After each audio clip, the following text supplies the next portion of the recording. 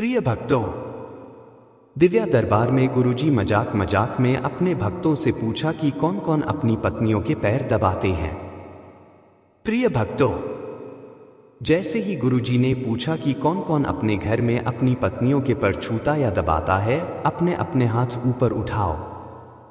इतने में एक व्यक्ति उस बात को समझ न पाने के कारण धोखे में अपना हाथ ऊपर कर देता है और गुरुजी उसे व्यक्ति का इस प्रकार से सम्मान करते हैं मानो किसी देवी देवता का सम्मान कर रहे हो।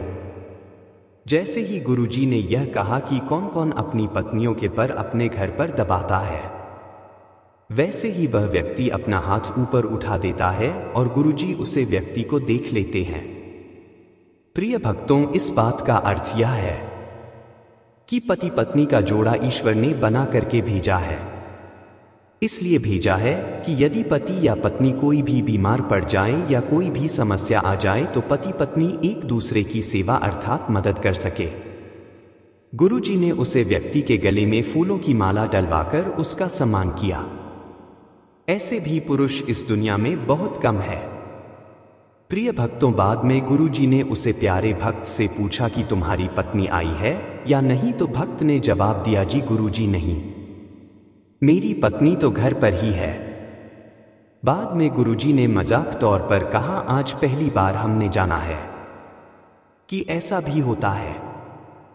हमें समझ में नहीं आ रहा है कि विवाह करना चाहिए या नहीं।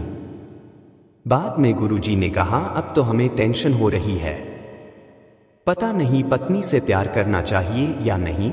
वह युवक बिहार के एक गांव से था और गुरुजी ने एक कहावत कही कि एक बिहारी 100 पर भारी। प्रिय भक्तों, गुरुजी ने कहा, यह नई बात नहीं है, यह तो दमदार आदमी है जो कि इस व्यक्ति ने पोल खोल दी। बाद में गुरुजी ने कहा कि यहां पर कुछ बुज़दिल भी बैठे हुए हैं जो कि अपने अपने घरों में अपनी अपनी पत्नियों के पैर दबाते होंगे, पर यह बताने और हाथ उठाने में शर्मा रहे हैं। गुरुजी ने कहा, पत्नी के पैर दबाने से पुरुषों का भी क्या है, इससे पति पत्नी का प्रेम बढ़ता है। गुरुजी ने कहा, जो कोई अपनी पत्नी के चरणों की सेवा करता है उसके घर में कभी लड़ाई नहीं होती, हमेशा आपस का प्यार बढ़ता है।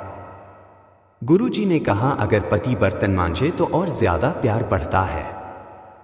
यदि पति भोजन बनाकर पत्नी को खिलाएं तो घर में प्यार की बरसात होती है।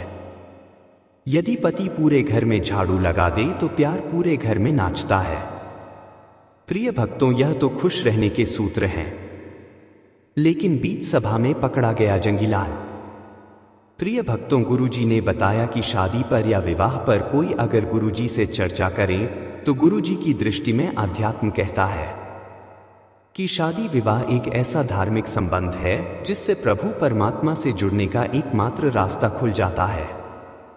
क्योंकि प्रिय भक्तों, शादी के बाद व्यक्ति का मन इधर उधर नहीं भटकता। गुरुजी कहते हैं कि जो भी व्यक्ति विवाह करता है वह पूरे जीवन की दृढ़ता का जो संकल्प लेता है उसी का नाम विवाह है। प्रिय भक्तों, इस चराचर सृष्टि में मनुष्य का जीवन 7 बार मिलता है, इसीलिए ही तो शादी में 7 वादे निभाते हैं और 7 जन्मों तक की कस्में खाते हैं। प्रिय भक्तों, आपने देखा होगा शादी विवाह में दूल्हे और दुल्हन के साथ भर पड़ती है, अर्थात 7 फेरे पड़ते हैं। 7 फेरे इसलिए पड़ते हैं क्योंकि पति पत्नी का मिलन 7 जन्मों तक निरंतर होता रहे। प्रिय भक्त, गुरुजी ने कथा में बताया कि एक जांगीलाल नाम का व्यक्ति था जो अपनी पत्नी से तंग आ चुका था, अपनी पत्नी के अत्याचारों से तंग आ चुका था, जिसके कारण वह आत्महत्या करने जा रहा था और रास्ते में चला जा रहा था। तभी उसे एक वृद्ध ब्राह्मण मिले जो कि उसे जांगीलाल को रास्ते में ही रोक लिया। बेटा, तुम कहां जा रहे हो? जांगीलाल ने बताया, गुरुजी, मैं अपनी पत्नी से तंग आ चुका हूं, इसीलिए मैं आत्महत्या करने जा रहा हूं। तो वृद्ध ब्राह्मण ने बताया, बालक, यदि आप इस जन्म में आत्महत्या करने जा रहे हो तो यही पत्नी आपको दूसरे जन्म में भी मिलेगी। जांगीलाल ने सोचा, तो फिर आत्महत्या करने का क्या फायदा, अब आत्महत्या करना कैंसिल। प्रिय भक्तों, आत्महत्या करना पाप है। इसलिए कभी भूलकर भी ऐसा पाप नहीं करना चाहिए। ऐसा गुरुजी नहीं बल्कि हमारे वेद शास्त्र पुराण कहते हैं।